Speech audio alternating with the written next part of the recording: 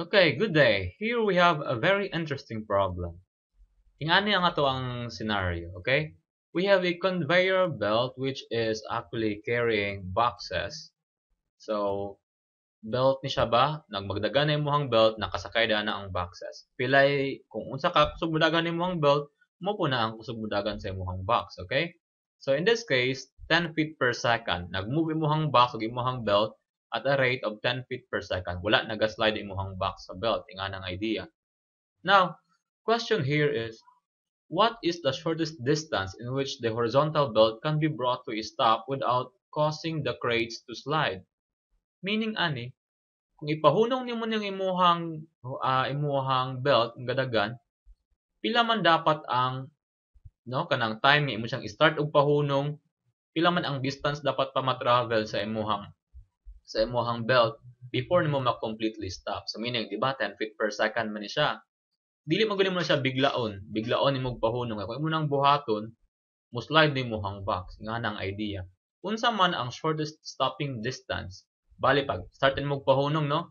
Nahinay pa bali og munong imong belt, inaanay og hunong, taman nga mo stop para imong box dili mo slide.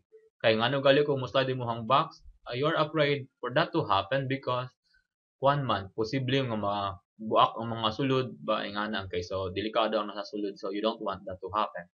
Okay? Also, you are given that the coefficient of friction mu s is equal to 0.5. This is static friction. Mao ni ang coefficient between the box and the belt if ang box wala ni slide sa belt, or meaning ing ana wala sila naga-slide sa each other. Now we also have mu k. This is when the belt with respect to the box, or the box with respect to the belt, nag-move ang box with respect to the belt, or ni slide siya bali. It's equal to 0.3. Much smaller friction.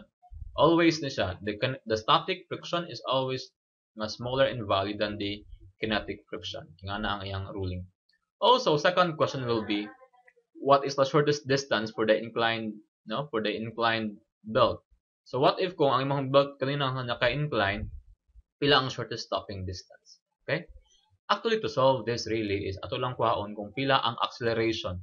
Pila lang yun ang maximum acceleration dapat to solve for the shortest distance. Atong kuhaon kung pila ang pinakataas nga acceleration nga pwede nato i-subject ang ato ang object. Okay? Kay mo na ang time nga move siya, ay muhunong na siya. So actually, ato i-recall ang ato ang nahibawan sa kinematics. I think we learned that for constant acceleration, we learn this. Distance or velocity, 2 times acceleration times like v is distance traveled is equal to velocity final squared minus velocity initial squared. Actually, if we use this, dili na to makita karon ang distance, okay? Like we could write d is equal to velocity final squared minus velocity initial squared over 2a. Now, to get the minimum stopping distance, dapat kabulot ta kung pila ang acceleration sa ato ang box, okay?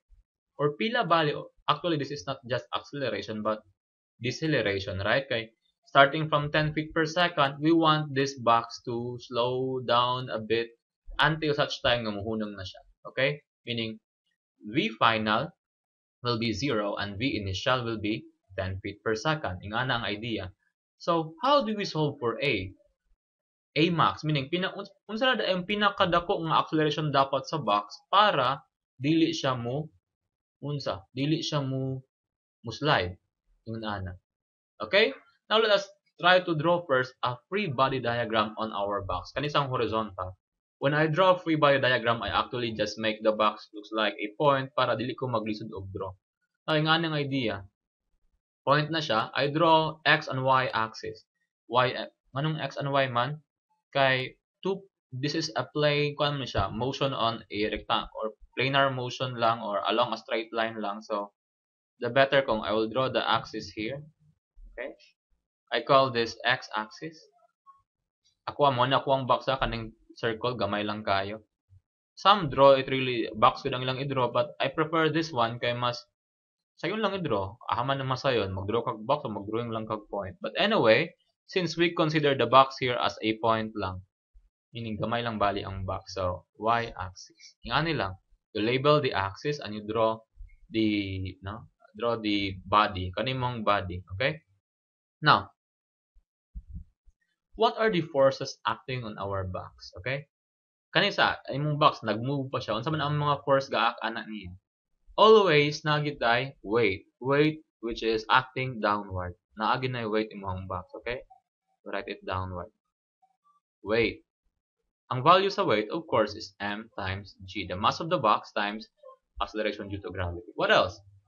Since this box is supported by this belt, no, there's a normal force. Okay? Nakay normal force diha nga gaak. We call that Fn, the normal force. Okay? What else? Now, since katupang kung ga-move ning box at constant speed, can you say that there is a force acting on the horizontal? Nag-move siya at constant speed. So meaning acceleration is 0, and since there is no acceleration on the horizontal, katong nag-move siya at constant speed, so wala pa kay force gaak sa horizontal. But now, if you want this to stop, meaning dapat ahaman siya nimo i-push. Dapat i-push siya asam siya i-push? I-push siya sa conveyor pawala. Okay? Ingana ang idea para mo stop ni siya bali. O ingana ang idea. So bali, na force nga mo push anin niya pawala. Okay? Para mo stop siya. Now, question is, what is that maximum force nga pwede exert? Kinsa man day mag-provide ana nga force? Well, ang mag-provide ana nga force is the friction between the conveyor belt and your box. Okay? And actually, the value of the symbol, we'll use the symbol FF, force due to friction. Ingana lang ang idea. And now, in this case, if we can get what is the maximum amount of frictional force that the conveyor could exert to the box, makuha na to ng FF. Okay? Now, so how do you determine F force due to friction? Simple lang kayong formula, mu times the normal force. Okay?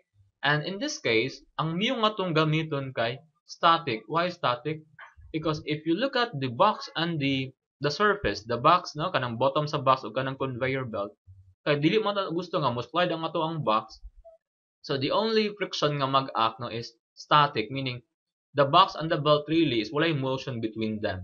Okay, nga na. Pero ga-move silang duha, pareho silang motion, pero wala in between them. Nag-move ang imuhang box 10 feet per second at the start, pong conveyor pod nag-move pod 10 feet per second. Pag magkahinay na imong conveyor, dapat magkahinay pod imuhang box. So walay sliding nga mahitabo. So in here we use static F mu s. Dili ng mu k, no? Kaya wala may sliding nga nahitabo. So, unsa lang ang anaw nato dire? I think we want to know what is the normal force. Okay? To determine the normal force, simple lang yung kayo. Look at this sketch. What are the forces acting on the y-axis? Kabalo man ta, di ba, na ang ato ang box, di na siya maglupad-lupad, no? Di na siya mo jump up, o di po na siya mo move down, kay horizontal man ang ihang motion. In that case, it's better to write summation of forces now on the two axes. Here we write summation of forces along the y component of the force. Okay? Upward positive, mo ang normal convention when you say upward is positive, must be equal to mass times acceleration along y.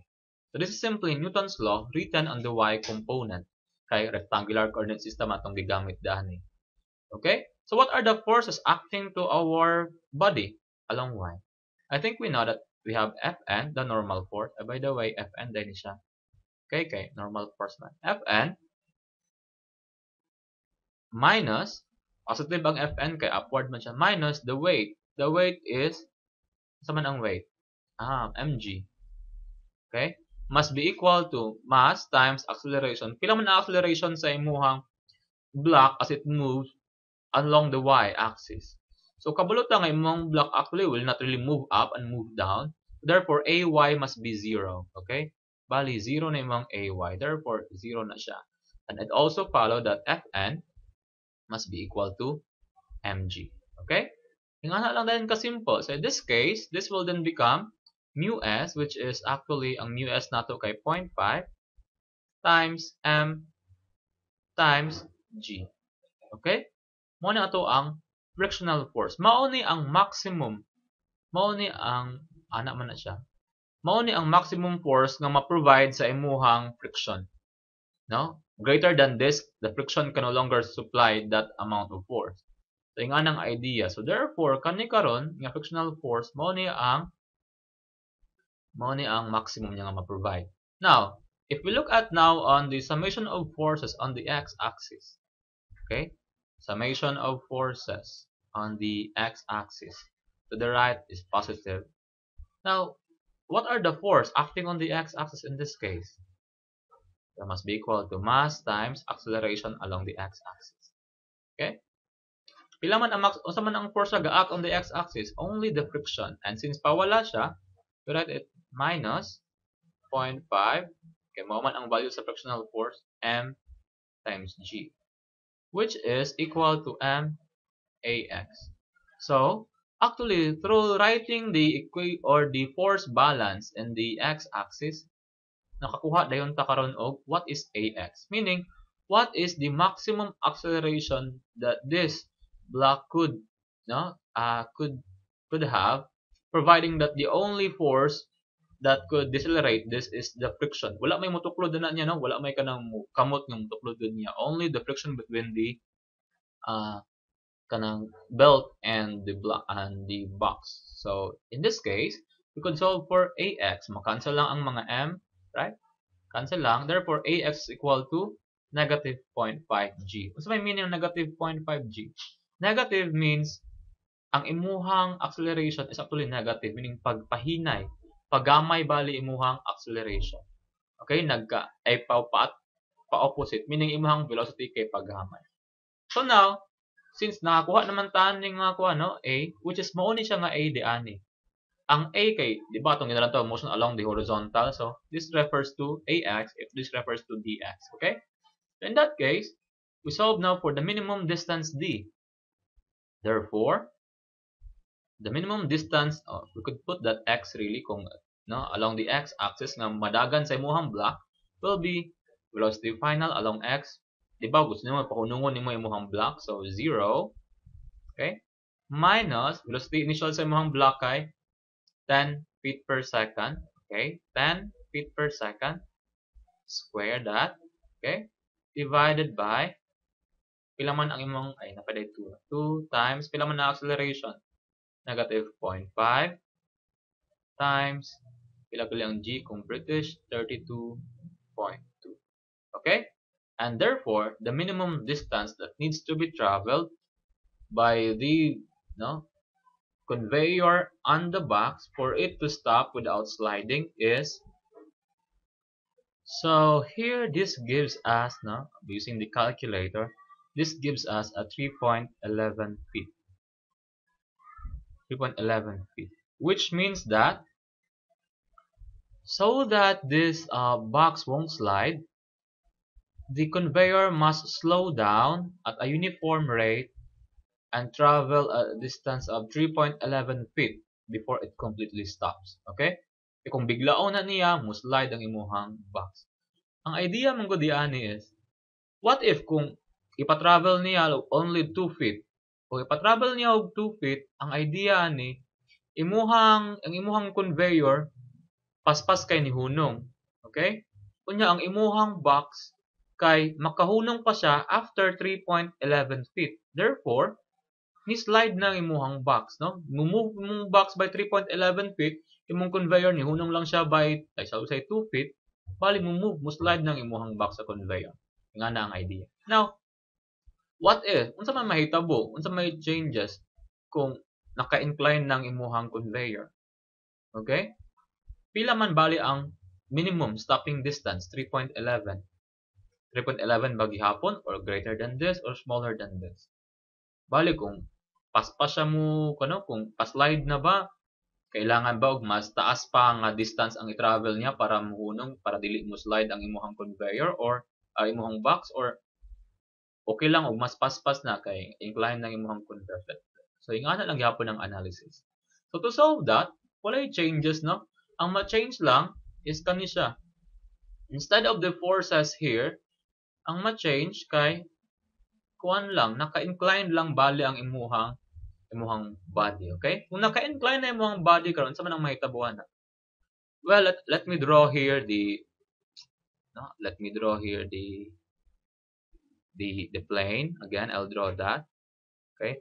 I put the body here.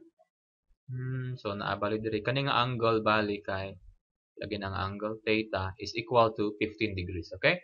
Now, let me analyze what are the forces acting on this body. Okay? Kani nga tong body kani ko.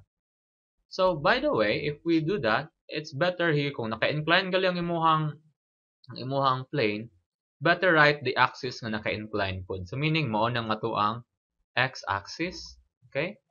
Then you could also write the y-axis kay always na siya perpendicular sa x-axis. Okay? This is our y-axis. Now, let's now write the forces acting on this block. So karon, unsa ba ang mga nalahi? Napabagyapoy weight? Always na ay weight, di ba? Pero ang problema lang diri karon, weight is always acting downward. Okay? Well, diani downward pud ang weight pero natunong siya sa y-axis. Diani lang na case, weight is always downward. So meaning, na ato ang y-axis nang takilid naman, wala na siya natunong diyan. So we call this our weight. Same value, right? mg lang gihapon. Okay. Ang weight is only dependent on the mass. Now, what else? Is there a normal force? Yes, there will always be a normal force. But ang normal force, ang iyang definition ana always perpendicular to the surface. So kung imong surface mao naman ni siya, so ang normal force nimo kay nabali di ani, okay? Fn. Fn, normal force. What else? Is there friction? Yes, if you want to stop the block, dapat na kay friction nga kuan. So naagyapon kay Fn, which is opposite to the motion of the block if gusto nimo siya ipa-stop. No? Frictional force F. Now, so bali pareho lang gid ay, pareho lang ang forces gaak, pareho ra pod ang normal force. Ang difference lang gid ani karon is ang weight nato kay medyo nagtakilid, okay? So now, kung nagtakilid na gali na imuhang kuan, imuhang force, mas maayog ato na siyang ibalik sa ato ang axis, no? Kay medyo takilid man siya. So how do we do that? We could resolve this force, this weight, into components, into the x and the y component, okay? Will you agree nga kung ato na siyang i-resolve, no? Ano na itong butang meaning na-resolve na siya. Ato na siyang kwao, no? Mag-draw ta diyan na. Bali, kani siya, mao ni ang component niya sa x-axis. Tama, di ba? Bali, mao na iyang component sa x-axis. Sa y-axis kay, mag-draw lang ta bali og rectangle, no? Mao po niyang iyang component sa y-axis. Okay? Nakuha? So, ingana lang ang idea. Bali, we call this here wx. No? Weight along x. Then, kani, atong gitawag ani kay weight along y. So, bali, nabungkag lang nato ato ang weight, kaya nataklid man siya, siyang gibungkag into components. Weight along x and weight along y. And same analysis will be done. Okay? Now, we could still use the same kanina gyapon nga principle. Okay? So now let us try to do now summation of forces. When we say summation of forces along y, daanin na pud ba? What is mass is the same, ay is the same. So 0 lang gihapon ang component along y. Nga naman, kung imong block nagasubay na siya nga incline, dili man na siya mo jump, meaning dili man na siya mo luksod dadto, dili man na siya mani sa ubo. So therefore, there is no motion along the y-axis. Kaya nagtaklid mo ang y-axis, no? Wala motion along the ana. So therefore, 0. What are the forces acting on the y-axis now? So normal force always dito paghihapon positive, but here not just mg, right? Because kanina naman ang force gaak along the y-axis, no? Opposite, negative. Wy na. And what is wy in terms of w? Let's try to sketch, no? Atong klaruhon kay medyo nagugot na ko pag-draw. Well, kung ato nang tarungon og drawing ng kuan, atong i-draw, no? Let me erase somehow kaning nga part dani sa kilid para natay drawing. So, let me draw the, no? Kana nga kuan. So, ato siyang i-draw padako para sa yung lalantawan. Okay? Okay. We have the body here. We have the y-axis diani. Mani mong y, mani mong x. Okay, mani mong x-axis. Now, imuhang weight kay naman na diani, di ba? Mani mong weight. Gusto na ito may bawaan kung pila iyahang x component o y component. So, ang y component kani siya, di ba? Kani mo ni mga y component. So, what is this? Well, kung makabalot kung pila na nga angle dire, pila na nga angle, I think it's simple to say that this is just equal, the y component will just be equal to w cosine theta. So, pila man na nga angle. So, kung atong tarong og draw, para dito maglibog kayo, no? Let me give you this. Kani nga triangle, kung ato nang pormahon, kani nga triangle, pormahon na to. Kani nga angle, we know this is equal to 15. Okay? 15 degrees gina siya, kay given man na dani. Now, kung 15 degrees ni siya, pila man yung angle dire? Well, since this is a right triangle, then I think maklaro man nga kani siya must be 90 ni siya dapat. So, kani siya is 90 minus 15. So, pila man na? 60, no, 80 ba? No, 75. So, kung 75 ni siya, unya kaning right angle ko na siya, dapat ang total nila kay 90 po. So, kaning siyang theta actually is just 15 also. So, therefore, wy will just be equal to, so bali, kaning wy diri, equal lang na siya sa w cosine 15 degrees. Maklaro man sa to ang figure, okay? 15 degrees na siya. Now, how about wx? Okay? Ako, nagagamit jud ko cosine tanan. I don't know, but mo na ko ang paborito na gamiton. So, in this case, kuhaon po na ko ng angle dire. Kuhaon ako ng angle diya. So, pila man nga angle daan eh. Kung 15 na siya, dapat kanin siya kay 75, right?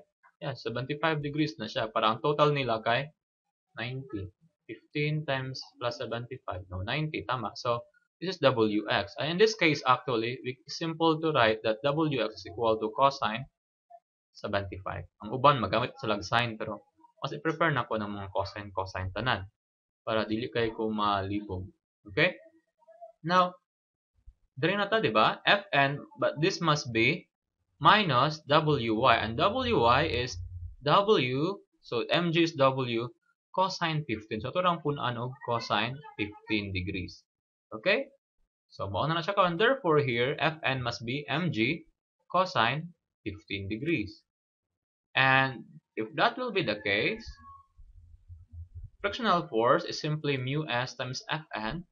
This will just have cosine 15 degrees. Okay? Ang frictional force bali kay cosine 15 degrees. Oh, wait, bahala pag naka-incline, mo lang gyapon ni ang formula sa imuhang friction. Mu s times normal force. Okay? Now, if we do the summation of forces along x is equal to max, we can have now negative 0.5.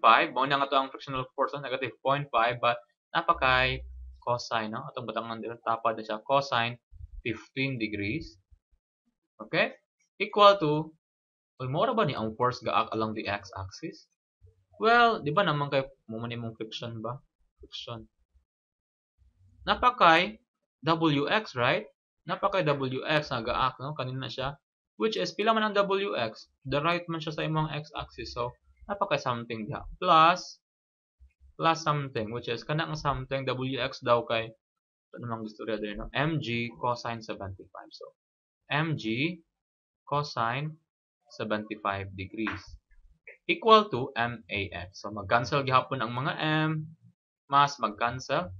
Therefore, ang mabiling dire, ax will then be equal, no? Di na ni siya mao. So, ito na siyang i-crush out. Ang new itong value sa ax will be, so, haman ax, so, ito lang i-add ba? Negative 0.5 cosine 15 plus cosine 75. So, let's try to do that in the calculator. Negative 0.5 times cosine 15. So, wala naka-degree ako ang calculus. So, dapat degree na ko daan kay degree mode. Okay. Naka-radian man to siya. So dapat consistent, no, aware ka kung unsa na nahitabo sa imong calculus. So I'll write it again. Negative 0.5 times cosine 15 degrees plus G. Pila man ang G? Well, 32.2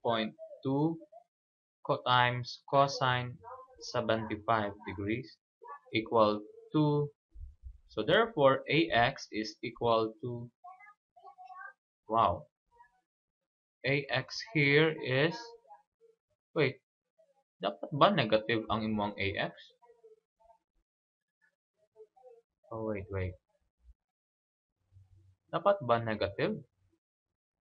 Di ba dapat negative man ato ang AX kaya para muhinay siya? So, I think namali ko ba? Let me check. Negative 0.5 times cosine 15 plus, ay, napaday G daan. Wala na ko na multiply yung G ang isa. So, unfair. So, let me times G, no? Times 32.2. Tama lagi.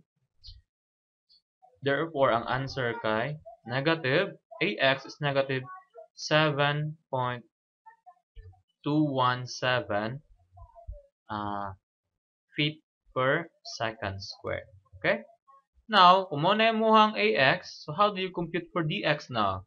So, instead of, so bali, mo na nga itong formula, di ba? 2 times A. Kani siya, pulihan lang nato og negative 7.217. Okay? And let us not to look at kung saan ito ang new value. Di na siya mao, but ang atong new value therefore will be 10 squared divide 2 divide negative, no? Divide 7.217 equal to, ang answer kay 6.93 feet. Bali, kung naka-incline na bali ang imuhang no, conveyor, dapat mas hinay-hinay pa gid ang imuhang buhaton nganuman. So, kung imong dalion na rin mo pagpa-stop mo, slide na gid siya. Okay, klaro naman kayo nung haka. Namang gud kay weight nga nag-pull na sa imuha downward sa imuhang, no, naka WX component nga naka-pull sa iha along that line. So dapat pahinay-hinay lang gid nimo, no? Hinay-hinay nimo og pa-stop. So you need to move farther distance pa nga ko ano. Farther distance ang kailangan nimo. Kay para ma-stop man gud siya, ang maximum force nga ma-provide sa imong friction, minusan pa man siya sa force is due to weight component of the weight along the x-axis. So mas gamay ang imong acceleration gud, net nga acceleration nga mahapahatag sa iya due to the friction kay napay minus. Okay? I hope that natay na learn. So, thank you, no? Thank you for listening.